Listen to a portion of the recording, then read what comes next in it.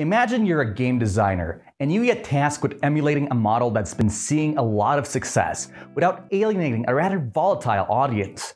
Do you throw caution to the wind and go for pure profit, or do you take your time and think about how to best combine the interests of your community with your business goals? In this video, we'll explore how Valve's monetization system managed to succeed where others failed, and showed how valuable in-game goods can be and how it paved our way to becoming a publicly traded company. The Valve design team was really faced with a challenge with CSGO. After all, despite being one of the most popular games of all time, Counter-Strike 1.6 wasn't really raking in all the money it could have.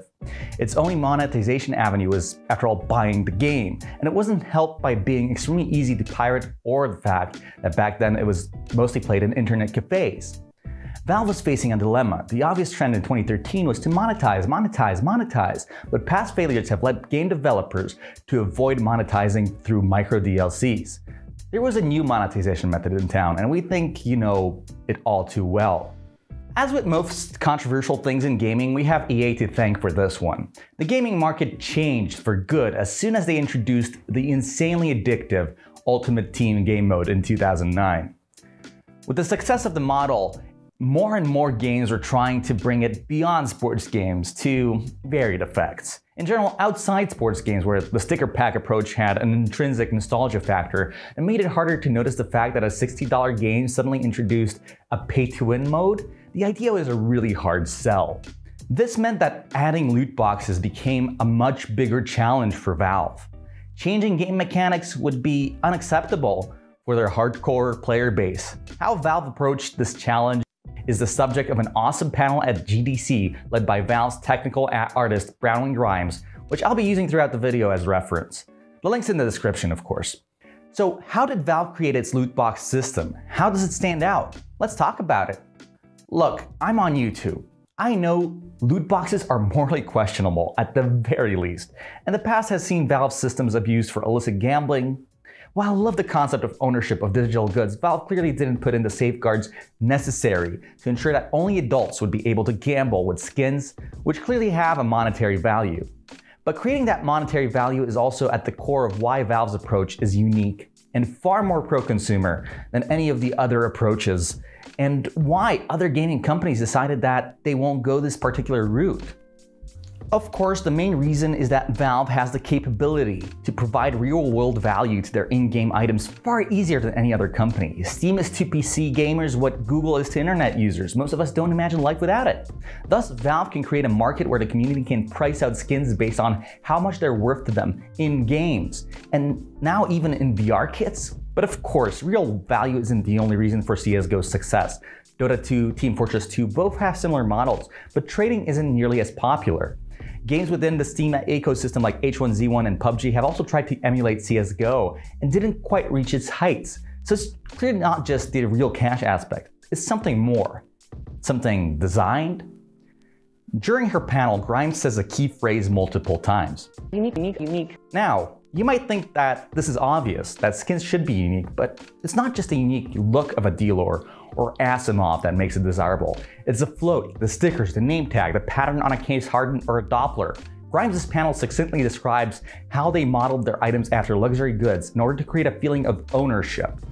In the end, every skin in CSGO is wholly unique, even if by a barely noticeable difference. Whether it be a tiny bit more float, adding an extra near invisible scrape, or a pattern shifting some webs a few pixels to the left, you are virtually guaranteed that your skin is unique out of the box.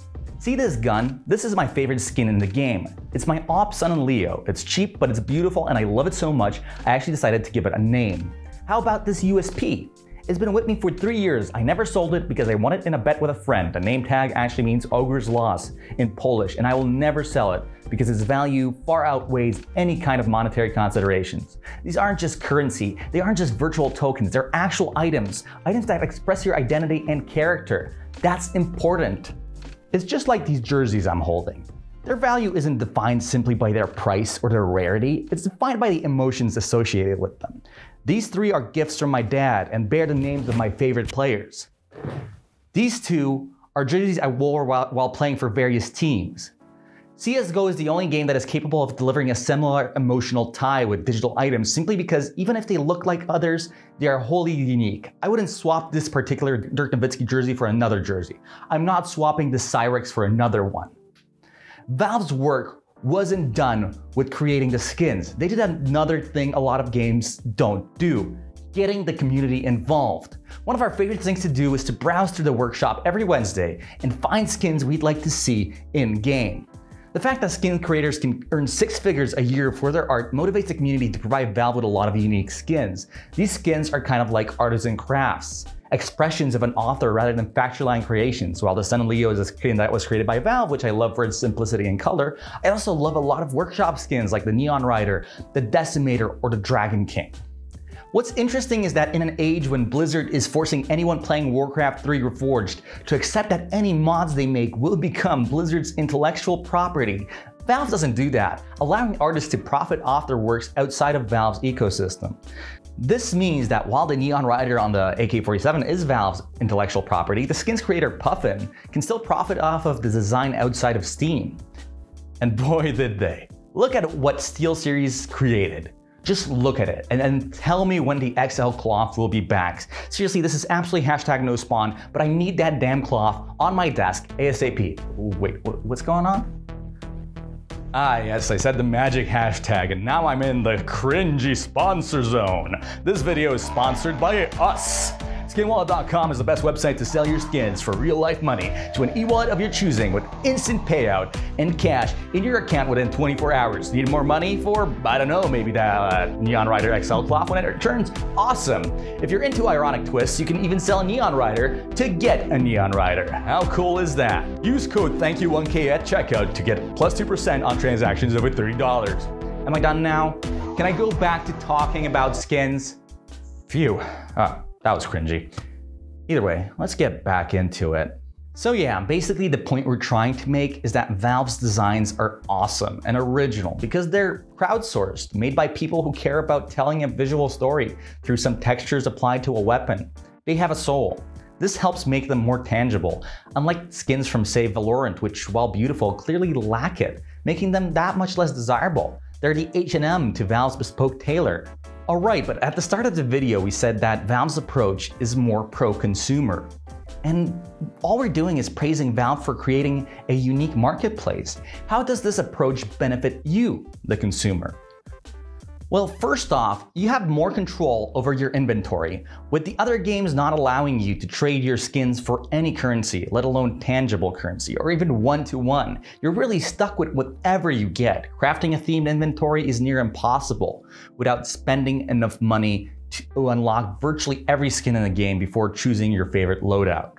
My personal inventory is worth less than $20 at the moment, and I absolutely love it. If I ever get bored of it, I can sell it off for either Steam currency or real money. I can use all the tools given to me by Valve to express my personal tastes. I can't say that about my inventories in any other game. This makes Valve's approach not only brilliant when it comes to making the skins special, but also brilliant when it comes to ensuring that consumers have more control over the way they customize their inventories. While in most games you're stuck with the luck of the draw with loot boxes, CSGO doesn't even force you to spend a dime on them. If you want skins, you can simply buy them straight up. You have control over your inventory and thus over your expression.